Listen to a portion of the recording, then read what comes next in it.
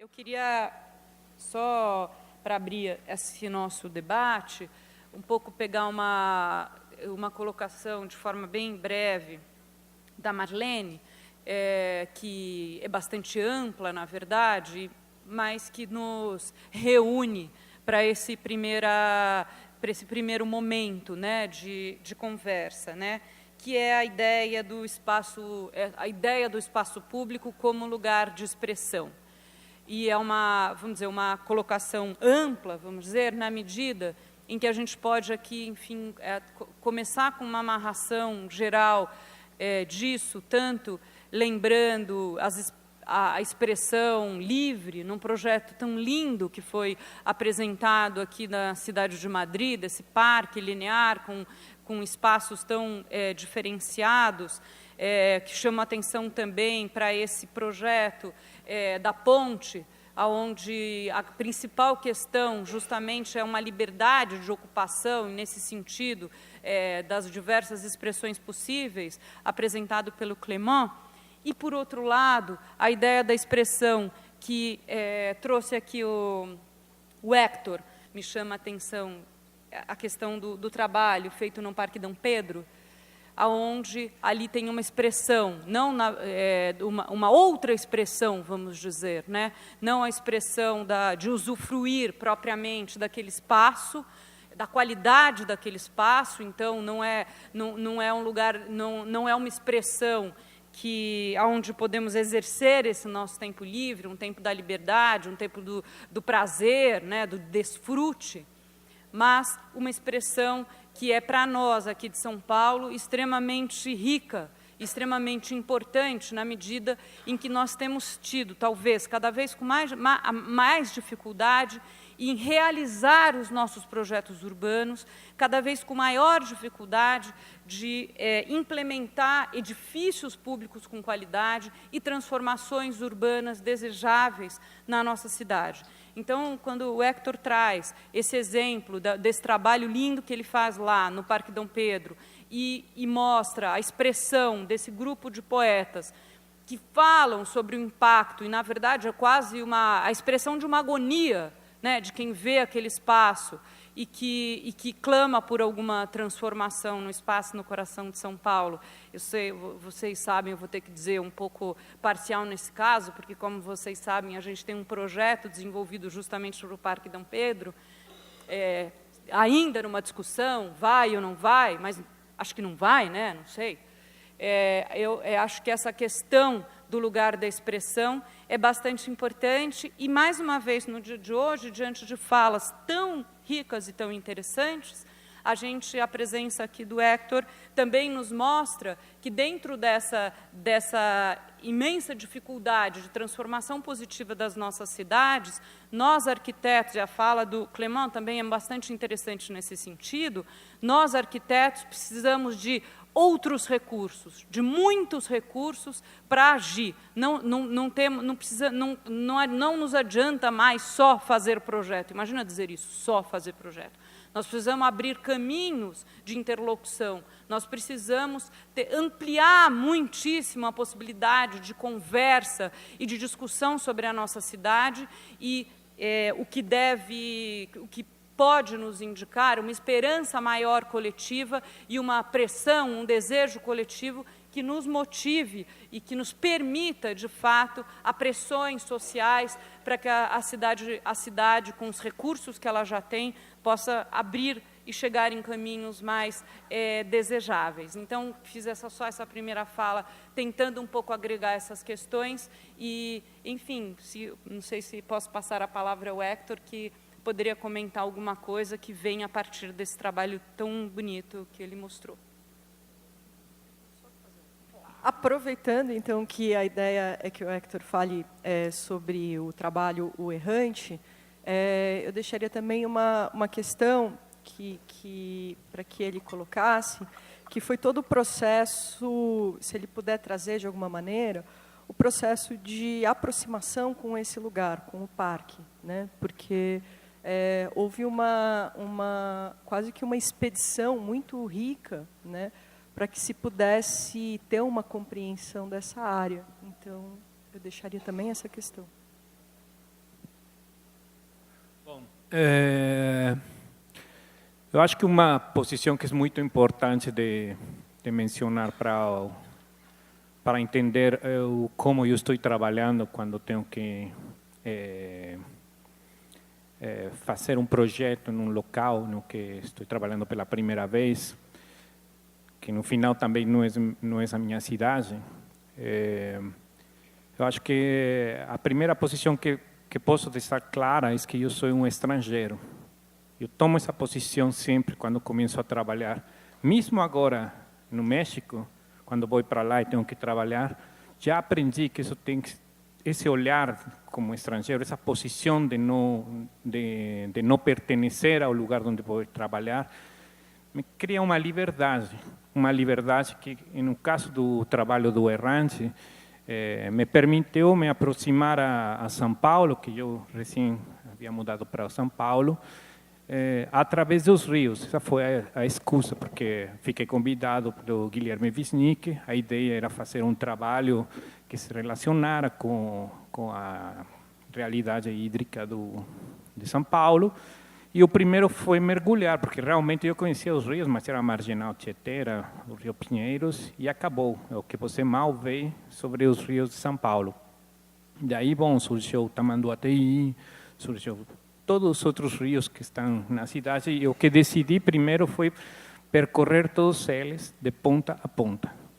Simplesmente, alguns dava para fazer a pé, em umas partes, que isso foi muito importante na escolha do local, porque a maioria dos rios em São Paulo, eles só são para olhar-se de longe e em uma via rápida, como são as marginais. E, bom, viajei de barco no Tietê, que foi uma experiência muito interessante, o olhar a cidade desde dentro do rio, porque também você vai bem abaixo do nível normal, pelo menos na marginal. Percorri o Tamanduateí de ponta a ponta.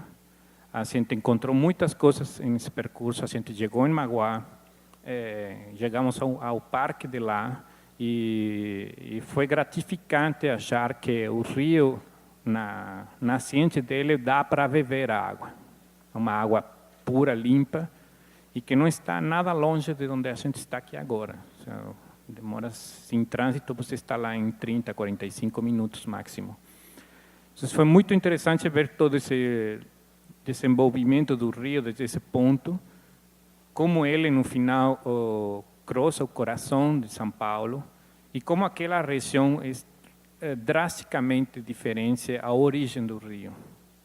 E, bom, depois você entra em toda essa pesquisa sobre imagens históricas, como antigamente era uma área da região que alagava, e você tinha toda uma questão ligada ao mercado, que era uma coisa super interessante, imagens lindas, mas que todo agora isso morreu. Bom, naquele tempo, quando estávamos fazendo o projeto, ainda estava o São Vito, que realmente era um prédio, para mim, emblemático da cidade. E, bom, o ponto de poder estar tão perto do rio, poder andar do lado dele e ver toda a vida que existia em torno a ele, das pessoas que trabalham no mercado, todos os indígenas, as pessoas que moram na rua, naquela região, começou a ser o motivo principal para conseguir pensar, tocar uma obra e também todo o passado sobre a história, porque antigamente lá era um parque, que agora eu acho que terá 20% do que era, e é uma região totalmente inóspita, né? Eu acho que ao propor um gesto tão simples e ao mesmo tempo forte de suspender as árvores, que também vem muito dessa infraestrutura que existe na arquitetura, né? Vamos fazer um parque novo, vamos criar novo, e você pega uma árvore e coloca, né? É um pouco um jogo quase de crianças, vai plantando árvores, tum, tum, tum, tum. E de pronto imagine nessa situação que acontece quando essas árvores que estão sendo trazidas de sei lá onde, elas ficam suspensas nesse caminho, ficam no ar, ficam simplesmente flutuando em uma ideia meio absurda e abstrata, que também, ao mesmo tempo, se aterrissava naquelas campanhas políticas, naquele momento, quando estava fazendo o trabalho, em que os políticos prometiam mudanças, uma nova aproximação ao centro da cidade, que normalmente muitas dessas estratégias para ganhar votos são totalmente vazias e desligadas da realidade da cidade. Então, também essa solução de parque suspenso, pouco como fantasma do que foi lá, caía também bem nessa crítica.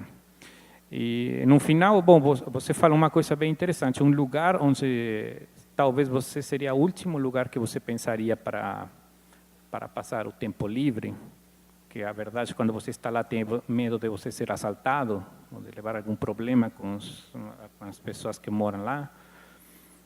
Terminou, através do trabalho, criando uma situação específica na qual os poetas encontraram um lugar dentro dessa marginalidade, desse espaço específico, no qual eles conseguiram criar e se divertir e nos levar a uma série de reflexões que vêm de caras que não pertencem à elite da cidade.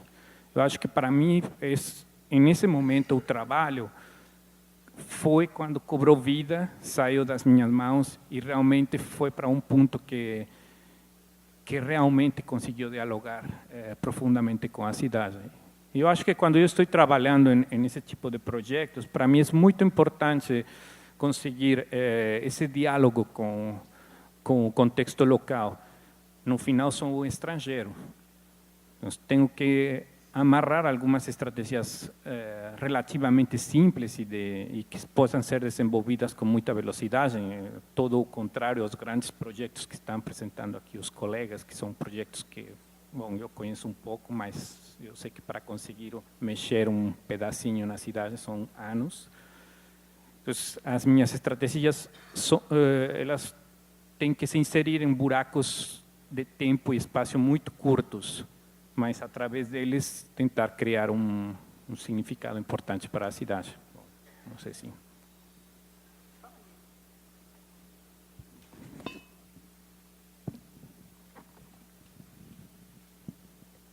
Eu queria fazer talvez mais uma colocação do que uma pergunta, e aberto para quem quiser responder.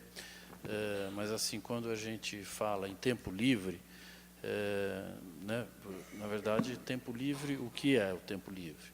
Né? Quer dizer, hoje, os novos paradigmas que têm se apresentado para nós, como tempo de trabalho, ou tempo livre, ou tempo de reflexão, eles estão mais diluídos, ou né, você não sabe mais definir, até as novas gerações representam isso muito melhor do que a gente. Você está permanentemente trabalhando, refletindo, ou nos horários de lazer, quer dizer, essa coisa está um pouco sem limites, né? Como isso poderia se refletir na cidade, quer dizer, começa a se refletir espacialmente, ou nos projetos? Você não tem mais os limites muito de espaços de trabalho ou espaços de lazer, né? As coisas se confundem. O trabalho do Hector vem pontuar isso, de certa maneira, de uma maneira poética, né?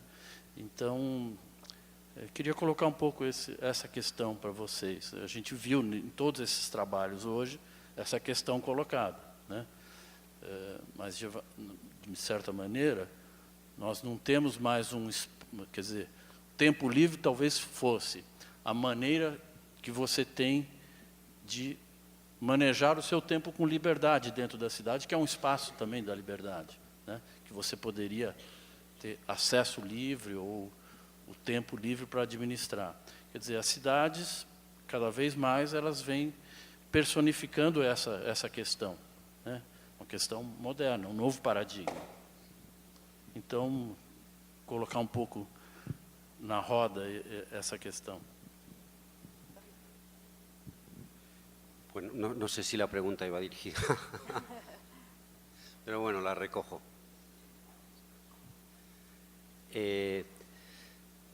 Bueno, me parece que es muy pertinente la pregunta porque quizá a lo largo de la tarde se ha confundido en algunos momentos lo que es el tiempo libre con el espacio público, y eso no necesariamente tiene que ser así. El tiempo libre a veces se consume en el espacio privado y en el espacio totalmente privatizado, ¿no? A mí hay una cosa que me ha gustado mucho de los proyectos de Clement, y es que hemos visto, no recuerdo bien ahora mismo todos, pero hemos visto varios ejemplos de cómo construir un espacio público absolutamente neutro, que pueda ser, digamos, ocupado, consumido, usado de muy diferentes maneras, y en ese sentido enlazo con lo que tú estás diciendo, en el sentido de que, en realidad, se podría pensar que la labor del arquitecto en estos proyectos consiste en suministrar una tabula rasa o una especie de cota cero que permita que cualquier persona pueda hacer casi cualquier cosa. Y tanto digamos, en el ámbito del espacio público como en el ámbito de lo que no es exactamente el espacio público, como por ejemplo la Biblioteca de Caen, que en realidad lo que hace es construir un gran espacio público cubierto, en el que intuyo, ¿no?, que casi se podría uno trabajar o podría uno disfrutar de otras cosas que en realidad consisten en la materialización del espacio, del tiempo libre. Es decir, que casi el arquitecto lo que tiene que suministrar es esta especie de suelo técnico, ¿no?, en el que cualquier cosa es posible, ¿no?, y que esa sería la expresión más poderosa de lo que, del lugar en el que el tiempo libre se puede ejercer, ¿no?, cada uno como quiera hacerlo, ¿no? Yo creo que no es lo mismo el espacio público que el espacio que el tiempo libre, ¿no? Es decir, que yo creo que el espacio público también necesita ser específico en muchos casos, ¿no? Y en el proyecto que nosotros hemos hecho en Madrid, pues hay un poco de todo, es decir, hay lugares que son muy específicos y, sin embargo, hemos intentado también que haya otros muchos lugares en los que, en principio, cualquier cosa pueda ocurrir. Pero yo creo que ese asunto del plano del suelo, ¿no?, la cota cero, lo más equipada posible, que permita cualquier cosa, o sea, que no hay nada hecho, pero todo está hecho o todo puede ser, es quizá lo que el arquitecto tendría que hacer fundamentalmente en el espacio público. Eu acho muito interessante essa ideia de um projeto como uma infraestrutura básica, ou, como você falou, uma tábula rasa, né? Algo que possa absorver e ser transformado e aí reinventado pelo uso, né? Justamente daí pelo público, no sentido do que nós podemos fazer e transformar constantemente num espaço. E aí, nesse sentido, eu acho interessante a gente questionar a própria noção, que para nós arquitetos é muito importante, que é uma noção de programa, né? Nós tendemos a programar os espaços, né? Ou a muitas vezes pré-determinar usos, né? E, no fundo, o que me parece também muito apareceu nos trabalhos que o Clement nos mostrou, seria assim, talvez a gente pensar, seria esse um grande desafio, poder conseguir gerar espaços que tenham essa capacidade de transformação constante pelo uso.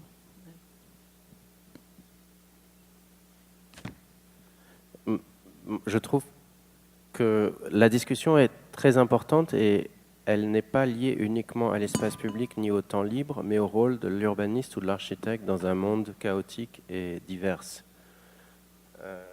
Et quelque part, la problématique, c'est aussi de savoir si l'urbaniste doit créer un espace public régulé, autoritaire, dans un monde chaotique, savoir si l'espace public doit être ultra spécifique ou ultra généreux, ultra léger. Et c'est des questions qui sont, à mon avis, pas universelles, mais extrêmement contextuelles. Contextuelles de la sociologie, contextuelles de l'économie, contextuelles de la géographie, contextuelles de plein de choses. Et du coup, c'est vrai que c'est un débat très important aujourd'hui, comment offrir plus dans un contexte qu'on doit bien assimiler. Et quand on dit offrir plus, ça veut dire comment interpréter le plaisir dans la ville, dans un climat, dans une sociologie. C'est comme ça que je le vois.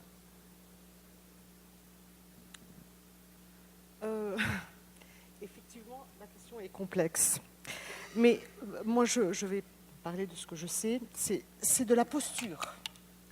Si déjà on accepte l'idée qu'on est dans une mutabilité, dans une période de transformation dont nous ne saisissons pas les enjeux réellement. Et je pense que la question, elle est là pour les professionnels et pour les praticiens. Si la posture, elle est de se dire que de toute façon, la transformation, la mutabilité, c'est quelque chose que nous ne pouvons pas saisir, à ce moment-là, je pense qu'il est possible d'offrir, dans le cadre des projets, dans le cadre de l'approche de l'espace public, un espace mutable, autrement dit transformable. Mais c'est plus une posture, et elle n'est pas évidente vis-à-vis dans la pratique, elle n'est pas évidente. Parce que dans la pratique du projet, souvent, c'est des réponses formelles qui sont attendues. Et c'est pour ça qu'effectivement, la discussion est importante, parce qu'elle remet en question beaucoup de postures déjà acquises quant à l'approche du projet. Effectivement, nous ne savons pas, et je le dis souvent, comment nous savons, on est en train de créer des vêtements intelligents maintenant. Donc, autrement dit, nous allons avoir sur nous, dans nos vêtements, dans notre corps, la possibilité de travailler en permanence. Donc, quel est les moments de repos, les moments tout cela va re-questionner notre manière de vivre, notre urbanité et notre ville, donc forcément notre espace public. Et comment peut-on imaginer qu'on peut avoir des réponses formelles actuellement, qu'on soit praticien ou qu'on soit dans la recherche? Si on accepte l'idée de se dire on n'a pas de réponse immédiate, on a juste un questionnement, je pense que déjà on est dans la bonne posture, pour ma part.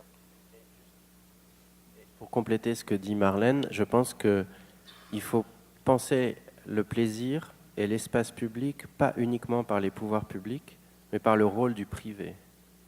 L'engagement du privé dans l'espace public, qui est lui aussi responsable des limites.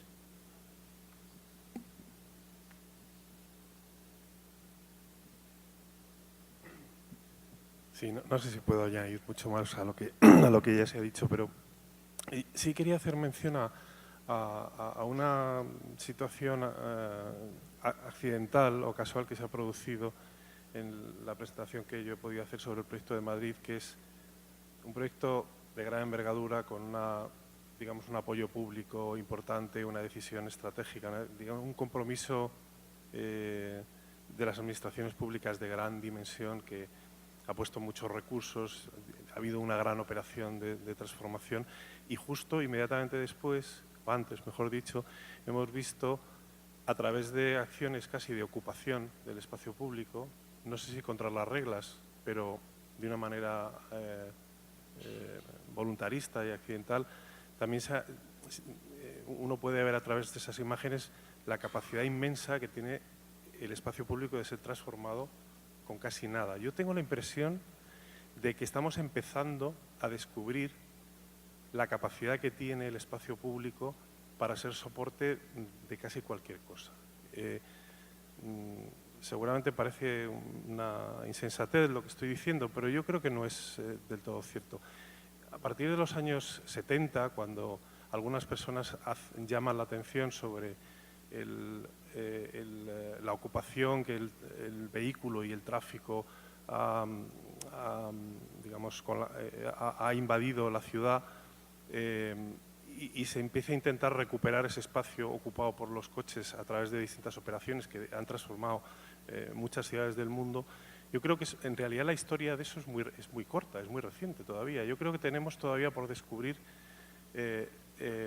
muchas otras formas de interactuar con el espacio público y de que acontecimientos urbanos tengan lugar en el espacio público. Marlène, ¿es tu nombre? Ha hablado en cierto modo de ello, de la capacidad a través de unas imágenes de transformaciones puntuales en espacios que son de coches en otras actividades. Creo que solo es una pequeña muestra de la capacidad, del potencial que ese espacio libre, ese espacio que es de todos, tiene en el futuro. Yo tengo la intuición o, digamos, la impresión de que solo estamos empezando acabamos de descubrir el espacio público hace relativamente poco como un territorio en el que la actividad humana se puede desarrollar de maneras seguramente sospechadas, creo yo. Sí, bueno, funciona. Es que voy a defender la postura contraria que he defendido antes. Efectivamente, yo estoy de acuerdo en que esto que acaba de contar Paco es cierto, ¿no? Esta condición, digamos, del espacio como algo neutro es que lo hace flexible, que permite que cualquier cosa pueda ocurrir, es cierta. Pero también es cierta la contraria, es decir, creo que el espacio público también tiene que dotar de, y eso yo creo que has hablado tú de ello, también, y yo creo que las intervenciones artísticas que hemos visto hablan también de ello, el espacio público también es una construcción cultural. Es decir, no podemos pensar, ¿no? Aunque ya digo que estoy defendiendo lo contrario que he dicho antes, creo que las dos cosas son las dos caras de la misma moneda. Es decir, es una construcción cultural, ¿no? Y en la que las personas se relacionan entre sí, estableciendo con unos códigos que están establecidos. Las personas se tienen que apropiar de ese espacio.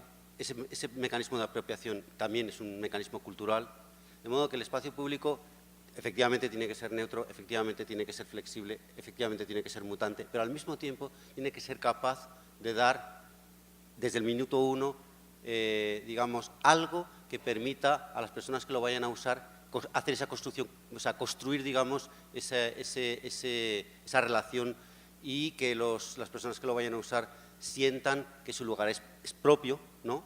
Y que por lo tanto puedan usarlo. Es decir, que esa especie de tabula rasa que permite todo, en realidad podría llegar a no permitir nada, porque no construye, digamos, o no ayuda a construir el espacio público como un lugar en el que se produce una interacción cultural, ¿no? Entonces, yo creo que ese es el punto en el que el arquitecto nunca sabe muy bien dónde está, es decir, las dos cosas tienen que estar en el mismo sitio. ¿Dónde llegas en cada uno de los casos? No es fácil, seguramente en unos sitios debes llegar más lejos o menos, ¿no? Pero yo creo que es importante pensar que el espacio público es fundamentalmente una expresión de la cultura de las personas que están allí, ¿no?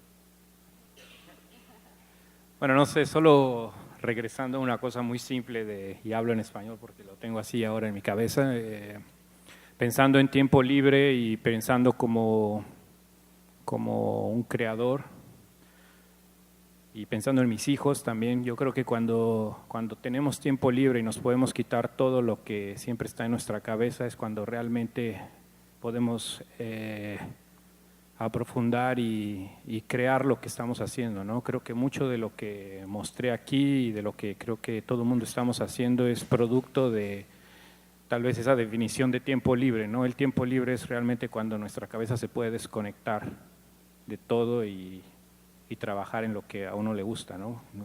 No sé.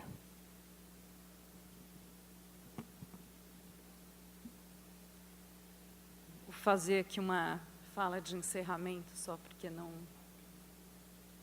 acho que não tem ninguém querendo fazer uma pergunta, mas queria dizer que terminamos então esse quarto dia de palestras com uma reunião de exemplos de projetos, de reflexões teóricas, de falas de profissionais de outras áreas, e entendo que, junto a esse tema tão interessante, a partir do qual voltamos a refletir sobre a nossa cidade, acho que esse conjunto de falas nos leva de volta a essa questão que nós temos na nossa profissão, da dimensão e a complexidade do urbanismo, do projeto urbano, sobretudo, além da própria complexidade do projeto de arquitetura, mas essas falas nos levam, né, mais uma vez, a essa multiplicidade de questões que se reúnem, né, na disciplina do urbanismo, e, mais do que isso, na imensidão de diferentes questões em função da diversidade enorme das características das cidades, das suas escalas, e, portanto, terminada esse conjunto de falas, essa semana de debate, nós somos jogados novamente para essa nossa realidade, esse nosso exercício profissional, esse nosso exercício como professores e vocês como alunos que estão com a gente refletindo sobre isso, né, dentro dessa complexidade imensa que é a nossa cidade, aonde a gente consegue, talvez com alguma clareza, né, compreender as mazelas do nosso passado, os equívocos de construção, de ocupação de um território que hoje se define como uma situação de muita crueldade, com uma quantidade muito grande de pessoas, uma população que vive em deslocamentos diários de 4 ou 5 horas por dia, como a gente diz, né, essa desurbanização da nossa região periférica. Então, nós acho que somos novamente jogados, né, a complexidade dessa nossa escala, da quantidade dos nossos problemas, nos atualizando, né, não só... Temos diante de nós não só essa reflexão sobre os nossos erros do passado, mas nos colocamos novamente sobre os problemas que ainda temos, nossos problemas de gestão, os erros que continuamos fazendo, mas continuamos com um repertório maior e com esperanças, na verdade, maior em função das experiências que vocês nos trazem e da reflexão coletiva que nós pudemos fazer ao longo dessa semana. Então, queria agradecer muito a presença de todos, queria agradecer enormemente a todos os palestrantes e nos vemos amanhã nessa nossa conversa final, mais diretamente com os nossos alunos. Muito obrigada, uma boa noite a todos.